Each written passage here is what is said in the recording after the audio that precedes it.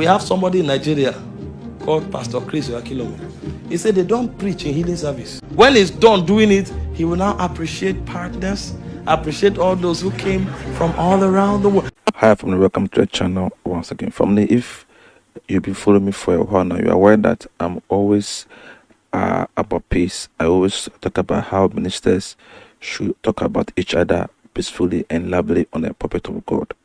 Now, our lovely pastor, that is Pastor Michael Orokpo, has also said something so amazing and powerful about Pastor Chris on his pulpit, and it is so amazing, family. I love the way he spoke about him, about the healing stream that happened last year. It was just amazing, family. And I remember I even posted the same thing on this very channel. And you're aware that Pastor Chris healing stream, the last one that he did was so amazing. The way God used him miraculously to heal people was just amazing. And Apostle Michael Orokpo mentioned that on his pulpit, and he really praised God through Pastor Chris. So let us listen to what he said on the pulpit. A story was told about a woman called Amy Sempe McPherson. She was working miracles in the city, and they say it was a lie. She now organized a service and said, bring only those on witch years. We must prove it.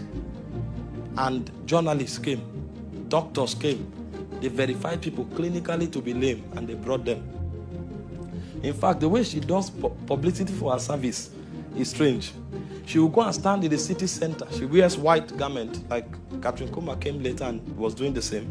She will stand in the middle of the city. When people gather, she will now run into the auditorium where she's doing the meeting, and the whole people will run in. When they run in, she will turn and say, sit down. You can't go out.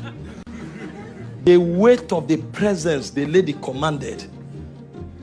She will just stand in a way, and everybody is looking. Who is this pretty lady on a garment? And they will look. When she sees that the number is enough, she will start running.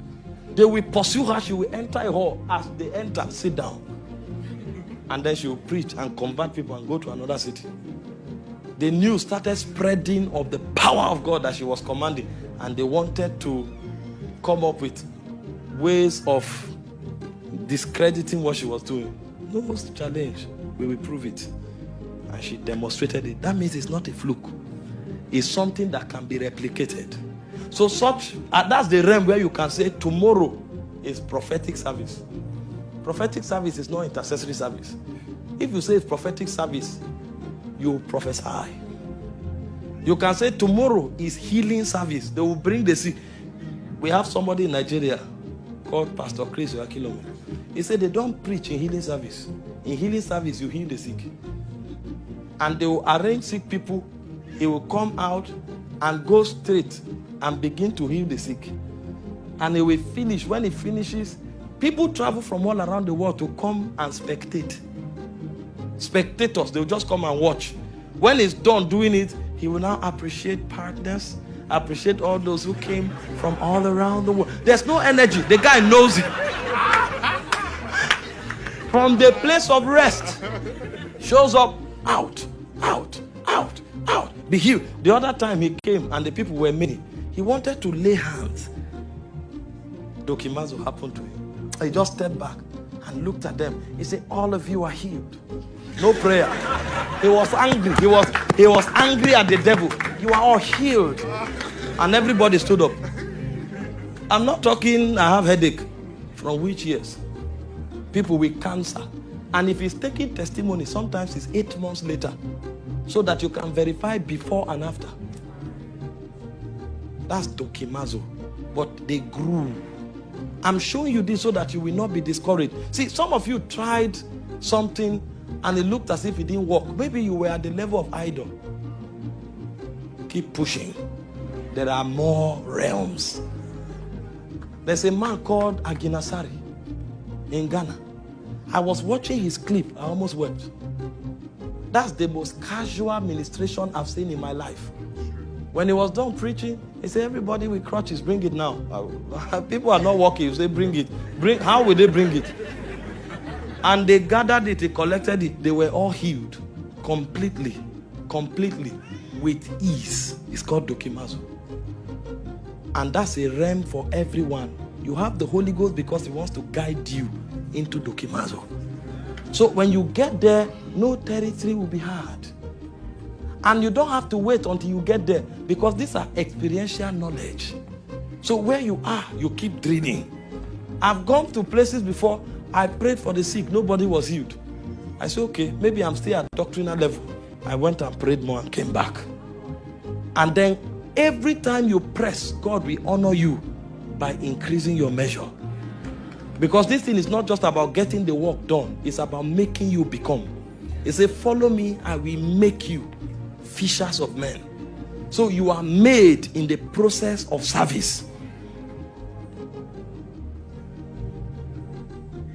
We cannot do it. We will all do it, and we will not be discouraged.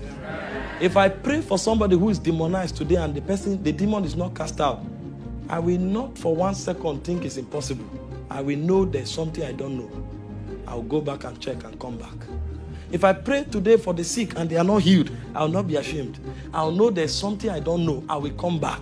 That means there are realms of knowledge I need to access. And so for me, one of my motivation in doing what I'm doing is that I am becoming more. I am growing more. I am transforming more. So even when I'm not getting certain results yet, I know there is a ladder I need to climb.